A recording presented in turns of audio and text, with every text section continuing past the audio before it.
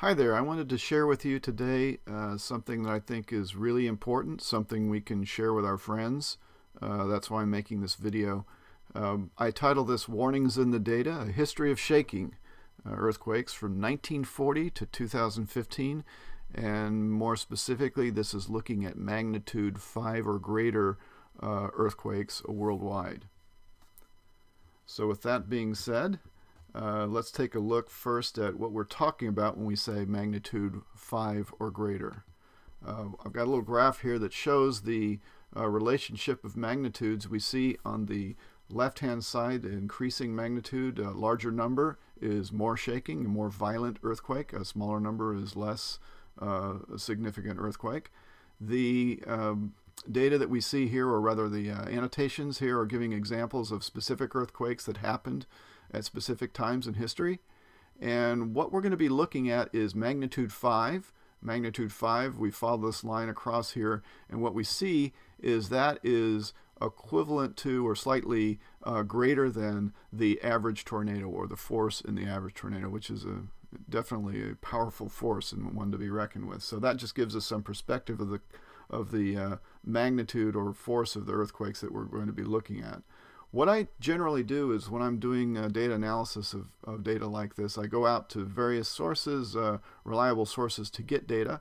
In this particular case, I've pulled my data from the U.S. Geological Survey, USGS, and there's a very nice location there where you can go and grab data that pretty much fits whatever you want to look for. So you put in your start date and your end date of interest that you're looking for data in. You give it some parameters. In this case, you can give it a minimum magnitude.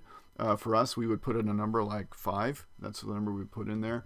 And we would go down here and we would select the event type, and we would make the event type earthquakes only. That's what we're interested in this particular case. And then ultimately, you get down here and you execute a search.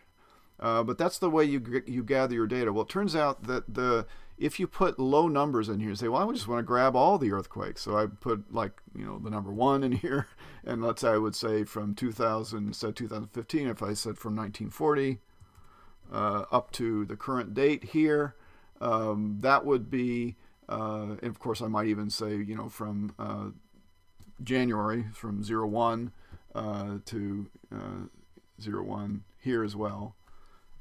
Then that would be gathering all the earthquakes from January 1st in 1940 up to May 20th here in 2015. If I put the magnitude 1 and tried to do that and execute the search, it wouldn't crash the system, but it would go out to the data service and say, no way, you're not going to get that much data. So what you have to do is you have to gather the data in chunks. And I made some specific decisions, one in particular to gather data at a magnitude of 5 or greater. That was for a number of reasons, one of which is the instrumentation to record earthquakes back in 1940 was going to do a pretty good job of recording, and they were reasonably well placed around the world to record significant events 5 or greater. I didn't have as much confidence that the instrumentation would gather the smaller magnitude earthquakes, or even be able to discern earthquakes from other events like explosions and things like that. So that's the reason for the selection of 5, and also because of the fact that 5 is an interesting and relevant level of severity that is worth looking at. So once you gather the data, you end up with something that doesn't quite look like this. So this takes a little effort to get it into this form. You end up with something that has event times, latitudes, longitudes. That's the location on the Earth where the earthquake happened. Its depth, its magnitude. They even have a descriptor here for the magnitude type. They have a descriptor here for the particular network system, the data gathering system that was used to record the earthquake. Some are US based, and we can see over here that there are other ones. There's a unique ID for every specific event. There's a place. Of course, it's type. We've asked for earthquakes only. And then there's then these elements here are elements that I created from a translation of this event time field. So I end up creating a date field, a month, day, and year field, an actual time of day, and then an aggregated date time field that the software that I'm using likes to work with. So That's the data wrangling aspect of getting your data prepared. It ends up taking quite a bit of time to do that stuff before you can start to have fun and look at the data. So when all that's complete, then you can pull it into, or you rather can construct an interface that looks like this. There's a lot of things going on here. We've got a map of the world in the middle here, and those red dots that you see are earthquakes, which happened at the beginning of 1940, and so those are already ready to start displaying. This is actually going to be over here on the far right. When I hit the play button, that's going to actually play through the data from 1940 to 2015. So you're going to see all the different earthquakes appear all around the world in their location and their relative magnitudes. And the data itself will fade a bit.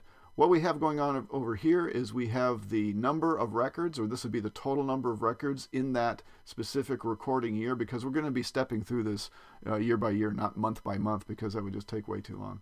But we're stepping through it year by year. What we're also seeing in this graph is the stacking of different earthquakes according to their magnitude. And so this is for that year. There are we can see 1940 magnitude 8.2. It's in this particular bin. So what we're doing here is we're showing in the upper regions of this are going to be the lower magnitude quakes, and the lower ends of this will be the higher magnitude quakes. It's just an interesting way to look at the relative severity of the quakes as time is going on. This is an actual plot we're going to look at in more detail in a moment, but this shows that the number of events from 1940 to 2015 has been increasing exponentially. Here's that graphic that we looked at earlier, and the very bottom is kind of a tick chart that's going to show us from 1940 to 2015 the stacking of the number of records. What it is, it's a sort of historical view of what we're seeing over here in this graph. So with all that said, I'm going to go ahead and hit the play button, and we're starting to see the earthquakes appear. And you can see that we're now at 1945, 46, 47, 48. So it's clicking off, about a little faster than a year a second. And on the bottom here, you're seeing the overall stacking of the earthquake events with their relative magnitudes. And you're seeing that chromatic scale of magnitude over here. So fives, etc., are shown in the blues, and then the very severes are down here. Now, as we approach 1972 to 73, what's happening right now, we see a massive jump in the number of events, not necessarily the magnitude, but the number of events, which occurred right there in 1973.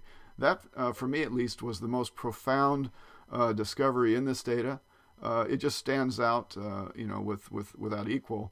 And I think that even though we see a general trend upward over the course of that span of years, this particular jump was so profound, it really caused me to dig deeper into world events, in particular, what specifically happened that was rather significant. And I'm not looking at it from the perspective of a geologist, but rather in with the perspective of what events took place that might be, have some relationship to that in terms of warnings to us.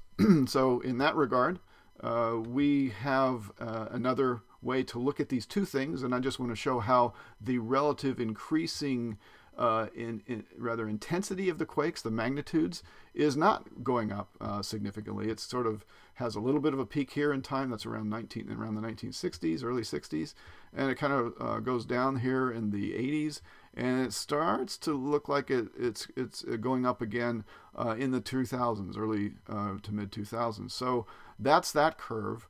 The more profound curve is the one that we made reference to here earlier, which was this is the number of events, and the number of events curve is scaling up rather quickly. This is following an exponential curve. And so the one event in particular that we see in the data, big jump here, is from 1972 to 1973.